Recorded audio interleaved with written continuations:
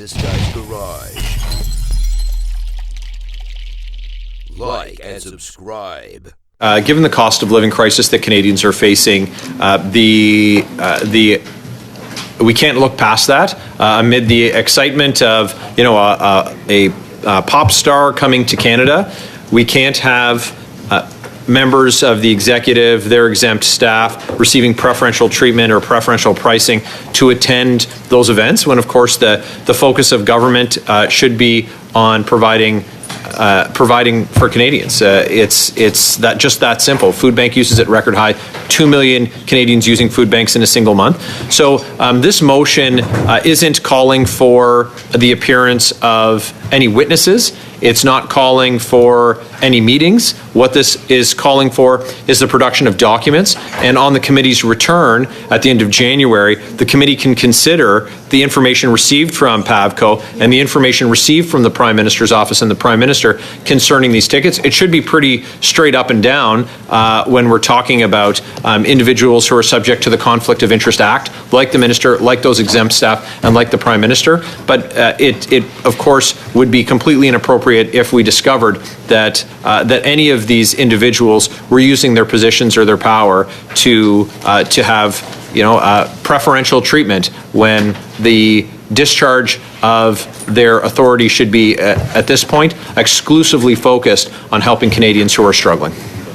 Okay, thank you, Mr. Barrett. There's paper copies that are being circulated in both languages. Our committee commits to talking about and to working on ethics rules in the House, talking about the conflict of interest rules. And what has Mr. Cooper done? Well, he made sure, him and his party, made sure that that motion never saw the light of day in this committee. It was presented. We talked about it. And what did they do? No, don't do as I say. Well, don't, whatever that saying is, Chair. And then, thank you. Do as I say, not as I do. Thank you so much. I would love a bigger round of applause. Thank you. Thank you very, very much. I will also point out that, it's maybe a trivial matter to some, but I've seen, when we get these Jubilee pins or King's Little medals to give out to our constituents, I always find it weird when MPs wear them themselves, because I always thought these were taxpayer dollars that were spent to buy these medals or these little pins that we then give to our constituents. Now, if an MP wears them, are they now misusing taxpayer dollars? It's a question. It's a very valid question. You should ask Mr. Williamson. So that's absurd. That is not absurd at all. Okay, I don't want the I would like an apology for that crosstalk. That's not right. I would like an apology for that comment, Mr. Chair. For what? You called me absurd. I don't. Indeed, I did. Okay. I won't apologize. Okay. Well. Those medals are part of the order of precedence, and anyone who receives one, just like anyone who receives a decoration from the Vice-Regal or for their service in the Canadian Armed Forces, is absolutely entitled to wear them, and to say otherwise is preposterous. Okay. So no, it's not an abuse of taxpayer money for anyone who receives a decoration that's in the official order of precedence to wear it, any more than it is for the Vice-Regal, the Governor General of Canada, to wear their medal. So it's an absurd comment. So thank you for that, Mr. Barrett. I actually did read the order of precedence last week as it relates to the King's Coronation Medal, and you're quite right on that. But go ahead, Ms. Khalid. But sorry, I have a quick point of order.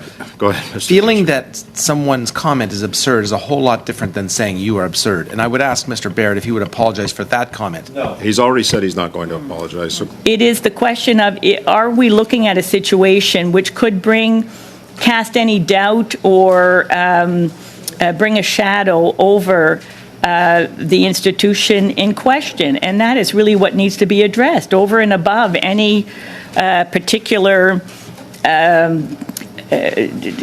details of whatever that situation may be, because as I said before, Clearly, if I had been offered Taylor Swift tickets, I would not have taken them. But maybe I could have sold them on eBay. I don't know.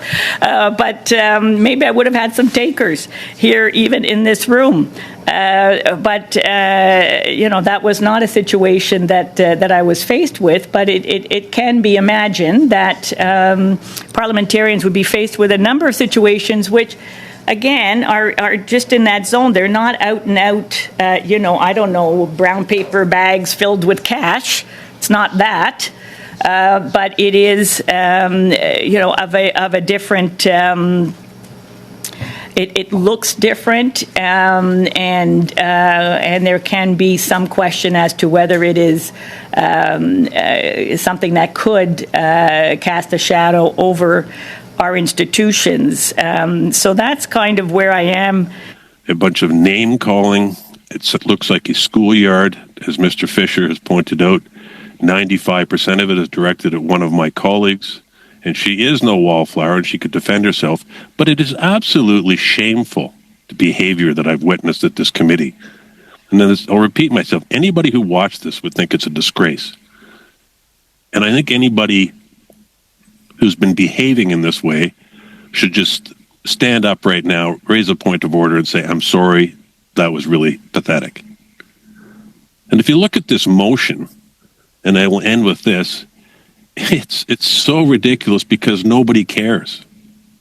But it comes from Mr. Barrett, so I guess I shouldn't be the least bit surprised, considering his greatest contribution to Parliament that I've seen is baseless character assassination. So, Mr. Chair, in the interest of preserving decorum, I would hope you would adjourn this meeting and put an end to the misery that we're all experiencing. Thank you. Mr. Mullaney, but I'm not going to do that. Mr. Housefather, go ahead. And I'm hoping that we can sort of put a Christmas truce here, because I also am somewhat disturbed by the type of language that's being used, and I really hope we can sort of remember that we're here to be productive, we're here to be colleagues, we're not here to insult one another, we're not here to fight with one another. We can disagree, but we can disagree, as Scott Aitchison and I have always said, without being disagreeable.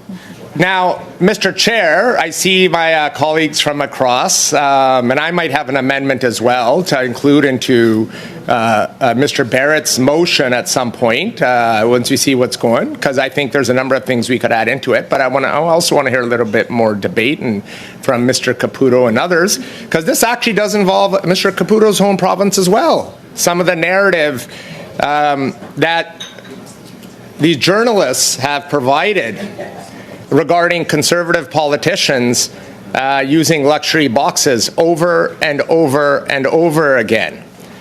Now, okay, Mr. Chahal, I'm going to cut you off here. We have. I got lots more. Yeah, so we're going to cut you off here. I'm going to suspend the meeting, and the expectation is that we'll be back in this room at 3:45 this afternoon. The meeting is suspended.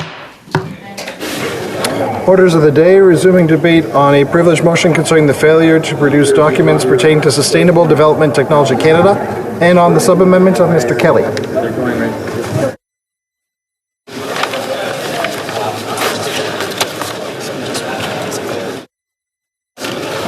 The Honourable Leader of the Government in the House of Commons. Great, thank you, Mr. Speaker.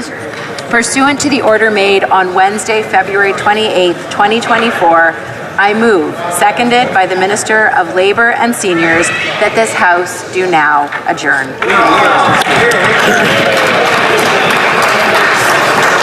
Ms. Gould, seconded by Mr. McKinnon, Gatineau, move that the House do now adjourn. If a member participating in person wishes that the motion to be carried or carried on division, or if a member of a recognized party participating in person wishes to request a recorded division, I would invite them to rise and indicate it to the chair. The Honourable member from Grand Prairie, Peace River. McKinnon. Well, Mr. Speaker, it's clear that the Liberals are running scared. We do ask for a recorded division. Way to go, Call in the members.